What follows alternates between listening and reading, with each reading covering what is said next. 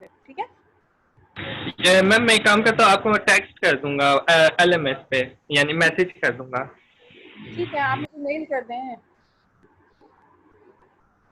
Okay ma'am. ठीक है, अच्छा स्टार्ट करें। Yes ma'am. तो हमने बात की कि हमारी जो एप्लीकेशंस हैं वो मल्टी ऑपरेटिंग सिस्टम हो सकती हैं। ठीक है, उसके लिए ज़रूरी है कि जो प्रोग्राम लिखा हो वो पाइथन, रूबी या ऐसी लैंग्वेज में लिखा हो जिसके साथ इंटरप्रेटर अवेलेबल है, ताकि वो मल्टी ऑपरेटिंग सिस्टम्स पे, मल्टीपल ऑपरेटिंग सिस्टम्स पे रन हो सके। ठीक है, या फिर या उसके साथ इंटरप्रेटर अवेलेबल हो या उसके साथ वर्चुअल स्लाइड मशीन शेयर कर अवेलेबल हो। दें। जी, स्लाइड शेयर कर दें।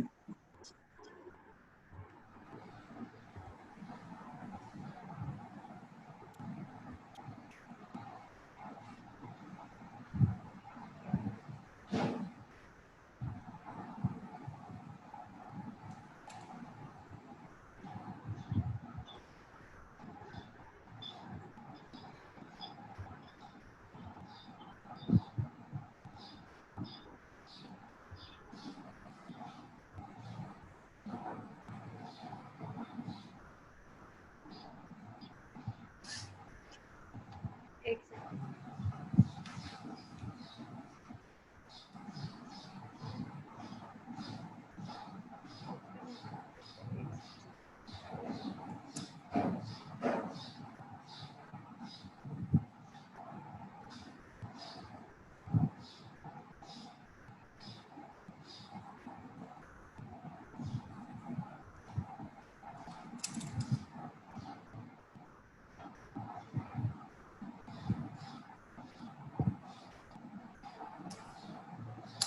ठीक है, या फिर आप किसी ऐसी लैंग्वेज, पहली चीज़ तो ये थी कि मल्टी ऑपरेटिंग सिस्टम एप्लीकेशंस कैसे हो सकती हैं, या तो वो ऐसी लैंग्वेजेस में लिखी हों कि जिनके साथ इंटरप्रेटर अवेलेबल हो, या ऐसी लैंग्वेज में लिखी हों जिसके साथ वर्चुअल मशीन अवेलेबल हो।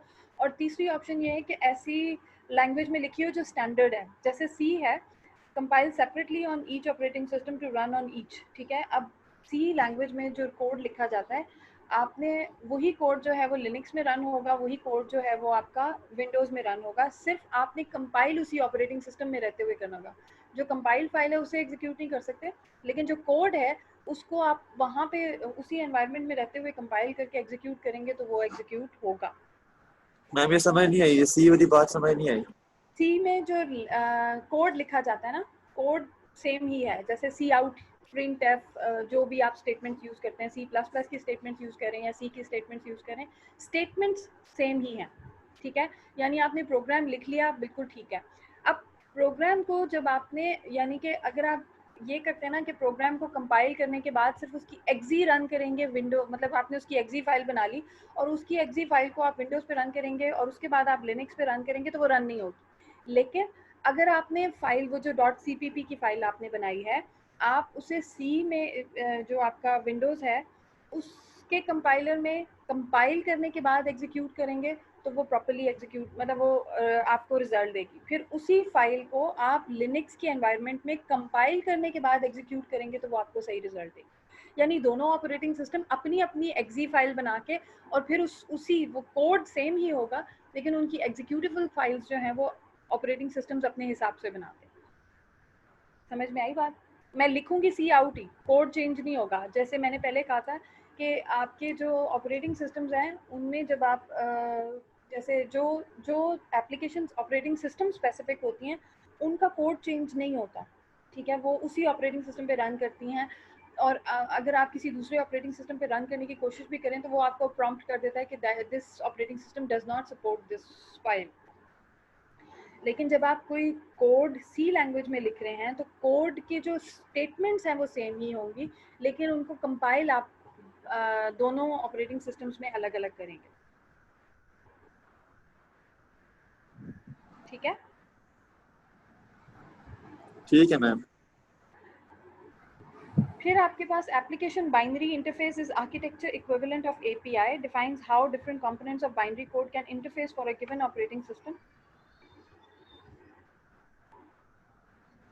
On a given architecture. Basically एक आर्किटेक्चर है, जैसे एपीआई होती है, बिल्कुल उसी तरह एक आर्किटेक्चर है जो आपको ये बताता है कि जो आपका बाइनरी कोड है आपका, वो कोड ऑपरेटिंग सिस्टम के साथ कैसे इंटरेक्ट करेगा और उस हार्डवेयर मतलब उस हार्डवेयर पे वो किस तरीके से जो है वो एग्जीक्यूट होगा और कैसे वो रिजल्ट देगा, वो डिसाइड करती है एप्लीकेशन बाइनरी इंटरफेस। फिर उसके बाद अब ये जो हमारा टास्क है ना, हम ये पढ़ रहे हैं कि बेसिकली ऑपरेटिंग सिस्टम काम क्या करता है, उसकी सर्विसेज क्या थी, उसके उसकी सिस्टम कॉल्स कैसी थी। अब टास्क क्या था हमारा, मतलब अगर ये फिजिकल सेमेस्टर होता तो ऑब्वियसली हम कोई छोटा सा ऑपरेटिंग सिस्टम डेवलप करने की कोशिश करते, लेकिन अभी हमने सिर्फ ऑपरेटिंग सिस्टम को स्टडी करना है। रीज़न ये है कि हमारी उस तरह से क्लासेस मतलब इसमें जिस तरह की डिस्टर्बेंस और सारा कुछ है तो हो नहीं सकता, लेकिन बेसिकली हम मैम ऑपरेटिंग सिस्टम जी जी मैम कल कल कल को वो जो आया फैसला, उसमें तो 1 सितंबर से इंस्टीट्यूट्स ओपन हो रहे हैं, तो हमारे पेपर्स फिर ऑनलाइन ही होंगे ना? आपका तो सेमेस्टर ऑनलाइन ही चलेगा, अगला यस मैम। सेमेस्टर रेगुलर हो सकता है लेकिन आपका सेमेस्टर ऑनलाइन ही चलेगा। बस ठीक है मैम, थैंक यू। हाँ, चीटिंग के चांसेस पूरे पूरे हैं ना। मैं चीटिंग चीटिंग नहीं करनी मैम, लेकिन यह है कि पढ़ा हुआ हम लोगों ने मैं ऑनलाइन आपको होगा तो बताऊँ, पेपर नहीं जो आता बस। कॉमसैट्स है ना, कॉमसैट्स में मैंने सुना है कि हर स्टूडेंट के लिए अलग पेपर बना था। मैम आप ऐसे ना बनाइए, मैम आप एक ही बनाइए। मैं ऐसे नहीं बनाऊंगी, मैं ऐसे बनाऊंगी कि बस आप अपना दिमाग पेपर में डालें और आपको नंबर मिलेंगे, मतलब वो चीटिंग से भी नहीं होगा और वो डिफरेंट भी नहीं होगा लेकिन वो सेम भी नहीं होगा। मैम इतना मुश्किल भी मैम ना बनाए, बनाइएगा। मेहरबानी होगी। मुश्किल नहीं होगा, मुश्किल नहीं होगा, मैं आपको साथ साथ हिंट दे देती हूँ कि ऐसा क्वेश्चन आ सकता है। ठीक है, तो मुश्किल नहीं होगा ऑब्वियसली। देखें, कोई भी कोर्स पढ़ाने का मकसद हरगिज भी ये नहीं होता कि जी आप लोगों को कोई डिग्रेड करना है, स्टूडेंट को उठाना होता है, स्टूडेंट को यानी कि उसकी नॉलेज में इजाफा करना है। ठीक है, सो नॉलेज में मैं अपने स्टूडेंट्स को अक्सर एक बात कहती हूँ, आप लोगों के साथ मसला ये है कि हमारी ऑनलाइन क्लासेस चल रही हैं, वरना मैं कहती हूँ स्टूडेंट्स को सिखाने के ना सिर्फ दो तरीके हैं। उनसे क्विज ले लो, ठीक है, उनको असाइनमेंट दे दो, वो सीख लेते हैं। ठीक है, अब क्विज, मेरा क्विज जो है वो ऐसे नहीं होता कि मैं कहूँ कि जी कल आपका क्विज है और आप याद करके आ जाना। ठीक है, आपने सीनियर से भी शायद फीडबैक कभी लिया हो। क्विज होता है कि अगर मुझे लगे ना कि मेरी क्लास को कुछ आ नहीं रहा, आता नहीं है, या वो इंटरेस्ट नहीं ले रही, ठीक है, मैं आऊँगी, मैं सवाल पूछूंगी, स्टूडेंट बैठे होंगे कि जी कुछ नहीं आता, कुछ समझ नहीं आई है इस तरह का, तो फिर एक क्विज हो जाता है। उससे क्या होता है कि, और मेरा क्विज ओपन बुक होता है, मतलब ये कि मैंने कभी आज तक ना ऐसा क्विज नहीं लिया कि जिसमें मैं आपको कहूँ कि अलग अलग बैठ जाओ और आपने उसका नहीं देखना और आपने उसका नहीं देखना। ठीक, रीजन कि अगर आप समझ के उस वक्त भी कर लेते हो ना, तो मेरे लिए ये भी बड़ी बात है, मतलब इट्स एन अचीवमेंट। मैंने अपने बड़ों से सीखा, मेरे बहुत अच्छे अच्छे टीचर्स गुजरे हैं। तो पर्पस ये नहीं होता कि मैंने स्टूडेंट को डिग्रेड करना है, पर्पस ये होता है कि स्टूडेंट अगर एक फीस पे करके एक कोर्स को रजिस्टर कर रहा है तो एटलीस्ट वो कुछ सीख के जाए। कि कल को जब मैंने अक्सर देखा कि स्टूडेंट्स से सवाल पूछो ना तो वो बुक खोलते हैं कि इसकी डेफिनेशन देख लें। आपके साथ ऐसा नहीं होना चाहिए। आप कहीं भी बैठे हो, आप चाहे ऑटोमेटा पढ़ रहे हैं चाहे ऑपरेटिंग सिस्टम पढ़ रहे हैं, आप कहीं भी बैठे हो आप आंसर कर सकें कि बेसिकली इस सब्जेक्ट का कॉन्सेप्ट क्या है या ये है क्या। ये ना हो कि आपको बुक खोल के डेफिनेशन देखना है। इसी वजह से मैं स्टूडेंट्स को बार बार ये बात कहती हूँ कि आपने किसी स्लाइड का रट्टा नहीं लगाना। आपको अगर मल्टी प्रोसेसर पूछ मतलब वैसे कहीं कोई बात हो रही हो तो आपको पता होना चाहिए कि मल्टी प्रोसेसर का मतलब क्या है, मल्टीटास्किंग मतलब बेसिक बेसिक कॉन्सेप्ट क्या है, दैट्स इट। ये पेपर उस हिसाब से होता है कि आपकी नॉलेज जितनी है आप पेपर को सॉल्व कर सकते हैं, और अगर आपकी नॉलेज नहीं है आप नहीं कर सकते। कोई एक आध क्वेश्चन ऐसा होता है कि जो रट्टे वाला चलो ठीक है कर लो, लेकिन बाकी क्वेश्चन जो है वो कंसेप्चुअल होते हैं। ठीक है, मुश्किल नहीं होगा, मुश्किल नहीं होगा, ऑब्वियसली ऑनलाइन है आपके लिए भी। मुझे पता है कि स्टूडेंट्स इस वक्त सब अवेलेबल भी नहीं है और वो सारा कुछ, लेकिन ये कि कंसेप्चुअल पेपर और वो उसी वक्त हो सकता है। स्लाइड्स को एक दफ़ा गो थ्रू करके आया करो, बस देख लिया करो कि हमने पढ़ा क्या। ठीक है, आपको यस पता मैम। होना चाहिए बस। फिर मेरा काम है कि वो मैं आपकी नॉलेज को कैसे जज करती हूँ।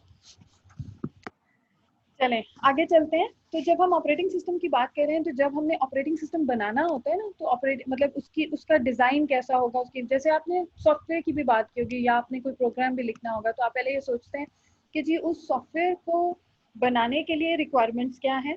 ठीक है, फिर आप सोचते हैं कि अच्छा उसके लिए हम ये वाला जो है ना सिस्टम फॉलो कर सकते हैं, या हम ये वाला लाइफ साइकिल फॉलो कर सकते हैं, या हम इस तरीके इन स्टेप्स में काम करेंगे तो हमारा सॉफ्टवेयर बन जाएगा। बिल्कुल इसी तरह जब आप ऑपरेटिंग सिस्टम बना रहे हैं, अब यहाँ पे इसने लिखा है design and implementation of operating system is not solvable but some approaches have proven successful. आप ये नहीं कह सकते कि जी बहुत कोई आइडियल ऑपरेटिंग सिस्टम बन जाएगा। हर ऑपरेटिंग सिस्टम में अगर कुछ एडवांटेजेस हैं तो कोई ना कोई डिसएडवांटेज भी जरूर होता है, बट कुछ अप्रोचेस ऐसी हैं कि आप कह सकते हैं कि जी जैसे आप मोस्टली लोग जो हैं वो यूज़ कर रहे हैं Android operating system. It's a successful operating system. Windows है सक्सेसफुल ऑपरेटिंग सिस्टम है। लिनक्स बहुत अच्छा ऑपरेटिंग सिस्टम है, हम यूज़ नहीं करते कि हमें वो क्या कहते हैं, शायद यूज़र फ्रेंडली नहीं लगता, लेकिन it is one of the best operating systems अगर हम यूज़ करें तो, मतलब ख़ास तौर पे प्रोग्रामर्स के लिए। बहुत सारे इंस्टीट्यूट्स में तो विंडोज़ इंस्टॉल ही नहीं होती, लिनक्स इंस्टॉल होती है कि स्टूडेंट्स उसी पे काम करें। ठीक, तो डिज़ाइन एंड इम्प्लीमेंटेशन, अच्छा, internal structure of different operating system can vary widely. जो ऑपरेटिंग सिस्टम का इंटरनल स्ट्रक्चर है वो डिफरेंट ऑपरेटिंग सिस्टम्स का डिफरेंट हो सकता है depending upon the requirement as well as the resources. आपको पता है कि जब आप कोई अप्रोच फॉलो करते हैं या आप कोई स्ट्रक्चर सोचते हैं तो आपके पास उसका एक सर्टेन रीजन होता है कि मैंने ये वाला डिज़ाइन या ये वाला स्ट्रक्चर इसलिए चूज किया। ठीक है, तो internal structure different operating systems के डिफरेंट है, हार्डवेयर पे भी डिपेंड करता है, आपकी क्या कहते हैं उसे, रिसोर्सेज पे डिपेंड करता है, आपकी रिक्वायरमेंट्स पे डिपेंड करता है। उसके हिसाब से आप सोचते हैं कि आपने किस किस्म का उसका स्ट्रक्चर रखना है। जी याकूब सवाल पूछें।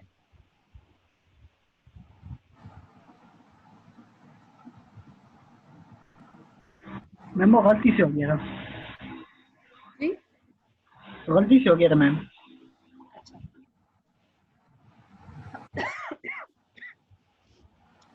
Start the design by defining goals and specifications. आपको पता है कि मतलब अगर आप ऑपरेटिंग सिस्टम डेवलप करना चाहते हैं तो सबसे पहले तो आप ये देखेंगे कि आपका गोल क्या है, आप ऑपरेटिंग सिस्टम बनाना क्यों चाहते हैं।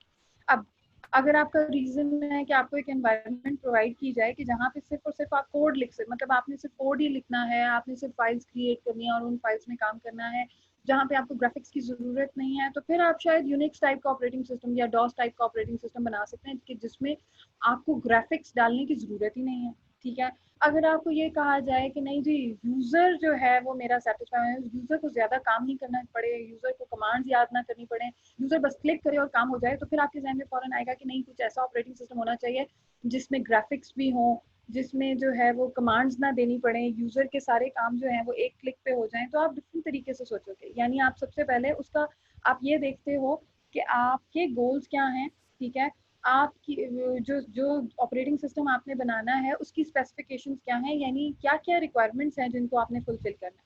ठीक, फिर affected by the choice of hardware type of system. इसके अलावा जहाँ पे ये चीज़ मैटर करती है कि जी रिक्वायरमेंट्स क्या हैं, गोल्स क्या हैं, वहाँ पे ये चीज़ भी मैटर करती है कि आपके पास हार्डवेयर कौन सा अवेलेबल है। ठीक है, ऐसा तो नहीं है कि जो आप ऑपरेटिंग सिस्टम आपने सोच लिया है लेकिन आपके पास हार्डवेयर में, मतलब आपने कहा जी ग्राफिकल ऑपरेटिंग सिस्टम मैंने बनाना है लेकिन आपके पास हार्डवेयर में माउस या पॉइंटिंग डिवाइसेस अवेलेबल ही नहीं है। ठीक है, तो basically this is just an example. ठीक है, आप अब इस चीज़ को आप इन्हें ये नहीं लेना कि जी मैडम आजकल के ज़माने में जो है वो ग्राफिकल ऑपरेटिंग सिस्टम कौन नहीं बनाएगा।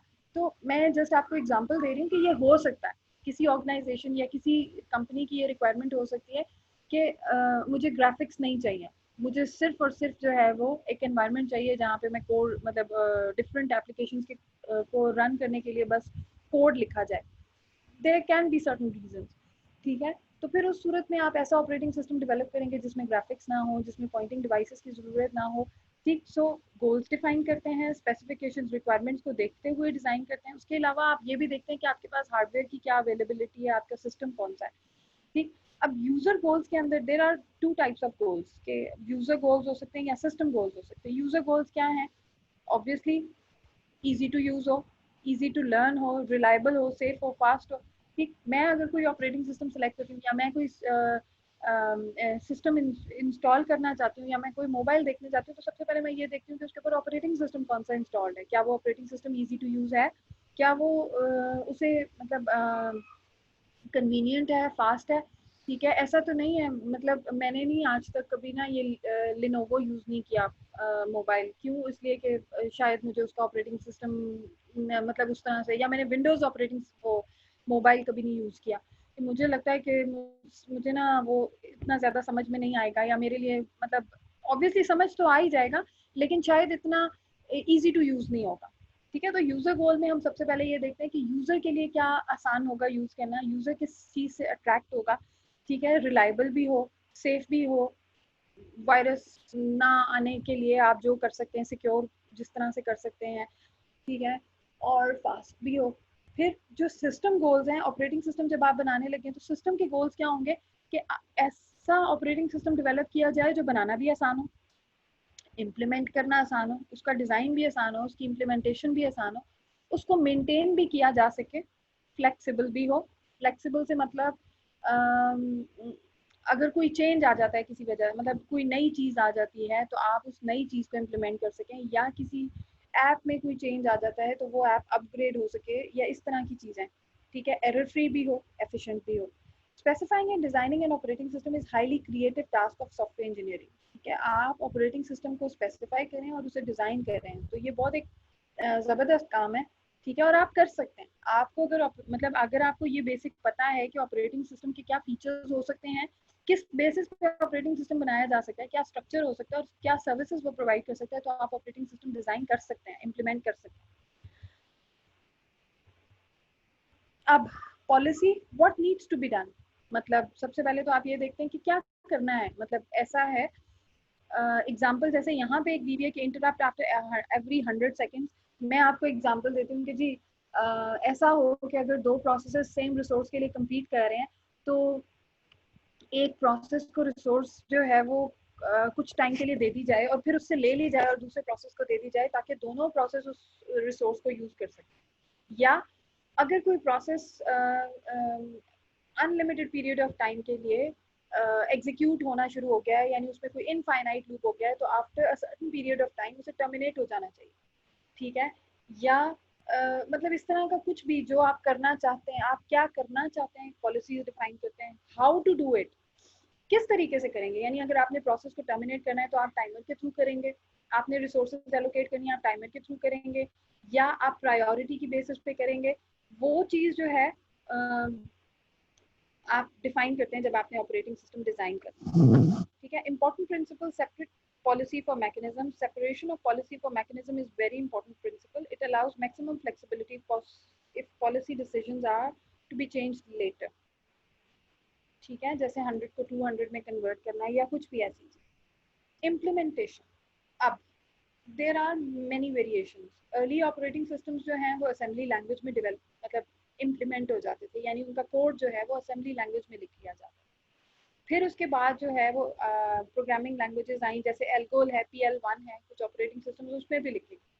आजकल ऑपरेटिंग सिस्टम्स का कोड जो है वो C और C++ में लिखा जाता है, और उसका रीज़न अभी थोड़ी देर पहले आपसे डिस्कस हुआ कि किसी भी प्लेटफॉर्म पे इनको यानी ये वाले जो कोड्स हैं ये स्टैंडर्ड कोड्स हैं, इनको किसी भी प्लेटफॉर्म पे रन किया जा सकता है, इसलिए हम C++ के प्लेटफॉर्म या C++ के अंदर ऑपरेटिंग सिस्टम का कोड लिख सकते हैं। Actually usually mix of languages, और बहुत दफ़ा ऐसा भी होता है कि लैंग्वेजेस को मिक्स करके भी यूज़ किया जा सकता है, कि मेन बॉडी जो है वो C में लिखी गई और जो लो लेवल कोड है वो असेंबली लैंग्वेज में लिखा गया। सिस्टम प्रोग्राम्स जो है वो C++ में लिखे गए। स्क्रिप्टिंग लैंग्वेजेस जैसे पर्ल है, पाइथन है, शेल स्क्रिप्ट्स हैं, उनको यूज़ कर लिया जाता है। फिर इसी तरह more high level language easier to port to other hardware but slower.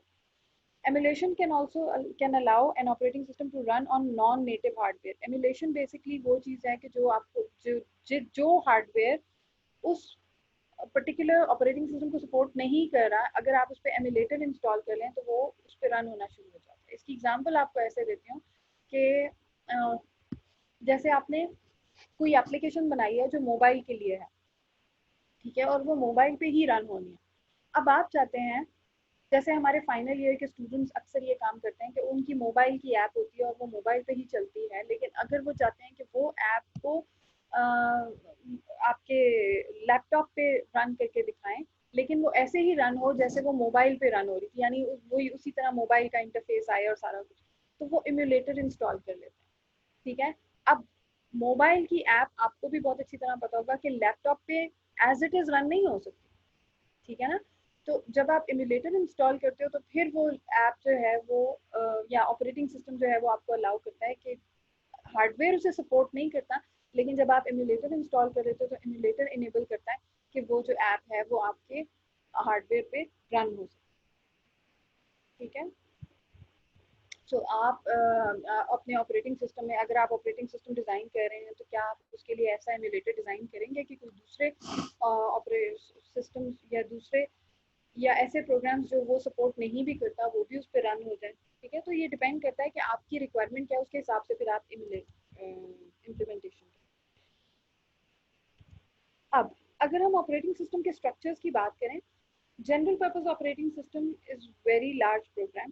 ठीक है, various ways to structure ones. ठीक है, अब ऑपरेटिंग सिस्टम का स्ट्रक्चर होगा जैसे आपको ऐसे देखें बेसिकली। अब तो मेरा ख्याल है इस लेवल तक आपको ये बात समझ में आ गई है कि operating system is a program to manage your hardware software. ठीक है, अब जब आप बात करते हैं कि आपने एक प्रोग्राम लिखना है तो प्रोग्राम लिखने की डिफरेंट स्ट्रैटेजीज हैं। मतलब आपने शायद सी में प्रोग्रामिंग की है, थोड़ी सी जावा में की होगी या .NET में की होगी, तो आपको पता है कि प्रोग्राम के लिखने के तरीके होते हैं ना। एक काम ये करते हैं कि एक ही प्रोग्राम लिख दिया, मेन प्रोग्राम, और उसके अंदर आपने मतलब सारा कोड जो है वो उसी में मर्ज्ड है। दूसरा तरीका ये हो सकता है कि नहीं, आप क्या करें कि फंक्शंस बना लें और फिर उन फंक्शंस को आप मेन प्रोग्राम में कॉल कर लें। तीसरा तरीका ये हो सकता है कि आप डिफरेंट क्लासेस बना लें, ठीक है, और फिर उन क्लासेस के ऑब्जेक्ट्स को यहाँ पे कॉल कर लें, या आप डिफरेंट फाइल्स बना लें और फिर उन फाइल्स को इंक्लूड करके उनके फंक्शंस को यूज़ कर लें। ठीक है, अब जब आप डिफरेंट फाइल्स बनाएंगे और फिर उनके फंक्शंस को यूज़ करेंगे तो आसानी क्या होगी कि जब आपने कोई चेंज करना होगा किसी एक पर्टिकुलर फाइल में तो आप उस फाइल में जाके चेंज करेंगे, आपको मेन प्रोग्राम को चेंज नहीं करना पड़ेगा। अगर आप कोई फंक्शन बना लेते हैं तो बेसिकली होगा एक ही प्रोग्राम, लेकिन फंक्शन में जब आप चेंज करेंगे तो आपके मेन प्रोग्राम को आपको दोबारा कंपाइल करना पड़ेगा। ठीक है, so there are different pros and cons जिसकी वजह से आप कोई भी डिफरेंट स्ट्रैटेजी यूज कर सकते हैं ऑपरेटिंग सिस्टम को डेवलप करने के लिए। यानी उसका स्ट्रक्चर कैसा हो। अब जो एग्जिस्टिंग स्ट्रक्चर्स हैं उसमें सिंपल स्ट्रक्चर है, मोनोलिथिक, कॉम्प्लेक्स स्ट्रक्चर्स हैं, लेयर्ड स्ट्रक्चर है, माइक्रो कर्नल। अगर हम यूनिक्स की बात करें, मोनोलिथिक स्ट्रक्चर यूज करता है, लिमिटेड बाय हार्डवेयर फंक्शनैलिटी। अब ये बेसिकली यानी हार्डवेयर स्पेसिफिक है। Original Unix operating system had limiting structuring. ठीक है, इसमें दो ही पार्ट्स होते थे, यानी जो यूनिक्स का ऑपरेटिंग सिस्टम था इसके अंदर दो ही पार्ट्स थे, सिस्टम प्रोग्राम्स और कर्नल। ठीक है, इसमें एप्लीकेशन प्रोग्राम्स का कोई काम नहीं है। Consist of everything thing below the system call interface and above the physical hardware, and provides file system, CPU scheduling, memory management and other operating system functions, a large number of functions for one level. इसमें यानी तमाम operating system का code एक ही जगह पे मौजूद है, उसमें सिर्फ सिस्टम प्रोग्राम्स हैं और कर्नल है। ठीक है, और अलग अलग मॉड्यूल्स या लेयर्स नहीं बनी, एक ही जगह पे तमाम कोड मौजूद। ठीक है, अगर हम लेयर्ड अप्रोच की बात करें तो इसके अंदर क्या होता है, लेयरिंग हुई भी होती है। लेयरिंग का मतलब क्या है कि एक लेयर पे सिर्फ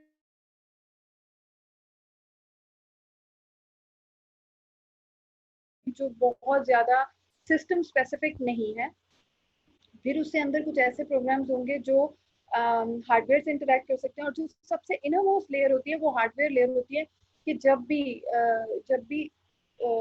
सिस्टम यानी हार्डवेयर को एक्सेस करना है तो इंटरफेस पहले अपनी इमीडिएट इनर लेयर से कांटेक्ट करेगा, फिर वो अपनी इमीडिएट इनर लेयर से कांटेक्ट करेगी और फिर उसके बाद फिर हार्डवेयर से कांटेक्ट करेगा। इसका मतलब ये है, अच्छा अब ये फिर बंद होने लगा है। ठीक है, सो इसका मतलब ये है कि लेयर्ड आर्किटेक्चर के अंदर इसमें थोड़ी सिक्योरिटी ज्यादा होगी। जैसे आप मोनोलिथिक की बात करते हैं ना, तो उसमें अगर एक प्रोग्राम में कोई मसला आया, मतलब अगर एक जगह पे कोई मसला आया तो फिर कुछ भी और नहीं चलेगा।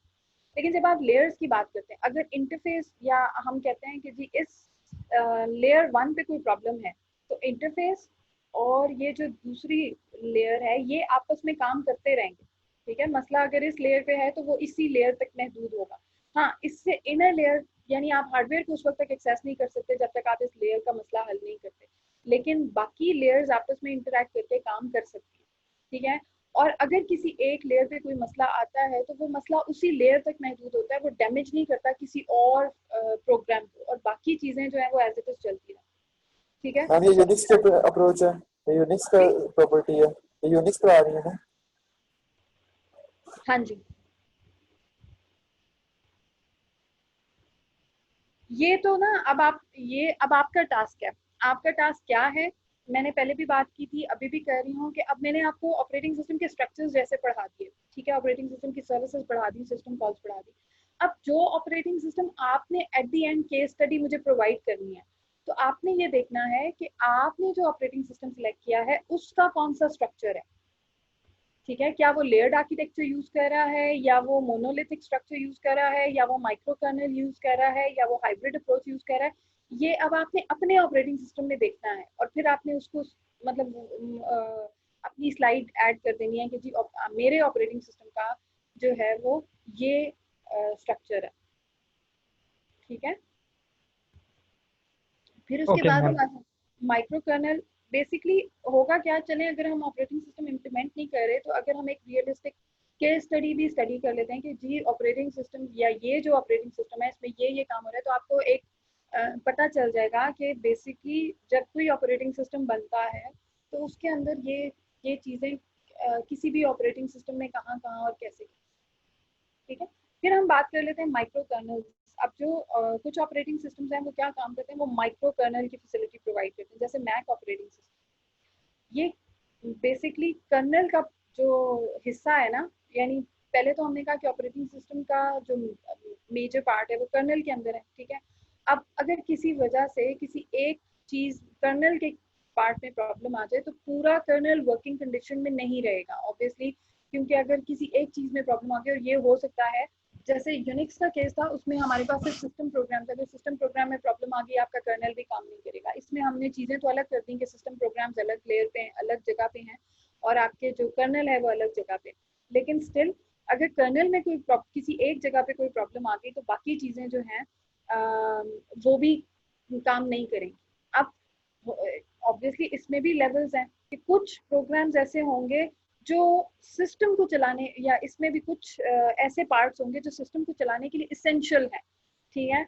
और आप ये चाहते हैं कि जी उन पार्ट्स को किसी भी सूरत वो जो हैं वो वर्किंग करते रहें और वो डैमेज ना हो, और जो जिन पार्ट्स में यूजर प्रोग्राम से इंटरेक्ट करना है उन्हें फिर वो क्या करते हैं कि अलग कर, मतलब कुछ ऑपरेटिंग सिस्टम या मैक ऑपरेटिंग सिस्टम में ऐसा है कि वो पार्ट्स जो यूजर से इंटरेक्ट या यूजर प्रोग्राम से इंटरेक्ट करते हैं और जिसमें ये डाउट होता है कि जी यूजर प्रोग्राम जब इससे इंटरेक्ट कर रहा है तो इसमें एरर आ सकता है उसकी वजह से, तो फिर उन पार्ट्स को माइक्रो कर्नल में डाल दिया जाता है, ठीक है। अब है वो ऑपरेटिंग सिस्टम का पार्ट ही, लेकिन वो कर्नल का यानी कि वो कर्नल के जो बिल्कुल इसेंशियल वर्किंग है उसको डैमेज नहीं करते।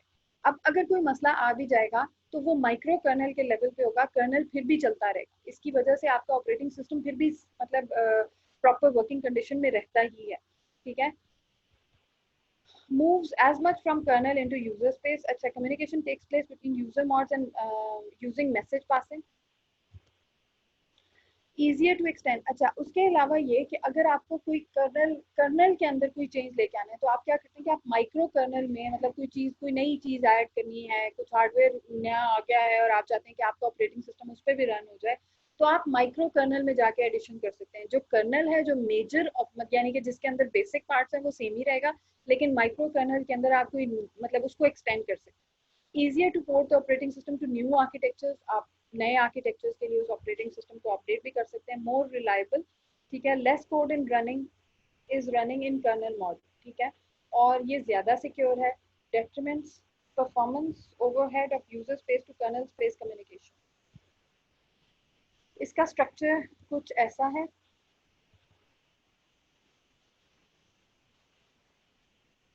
यानी आपके एप्लीकेशन प्रोग्राम्स और सारा कुछ जो है वो माइक्रो कर्नल से इंटरेक्ट करता है, ठीक है, और फिर माइक्रो कर्नल यानी कि उन चीज़ों को डील कराता है। ये कर्नल मतलब जो उसकी बेसिक इंफॉर्मेशन है वो कर्नल के अंदर है, और जो माइक्रो कर्नल के अंदर है वो इंफॉर्मेशन है जो वो एप्लीकेशन प्रोग्राम्स के साथ इंटरेक्ट कर सकता है, और वो सारी चीज़।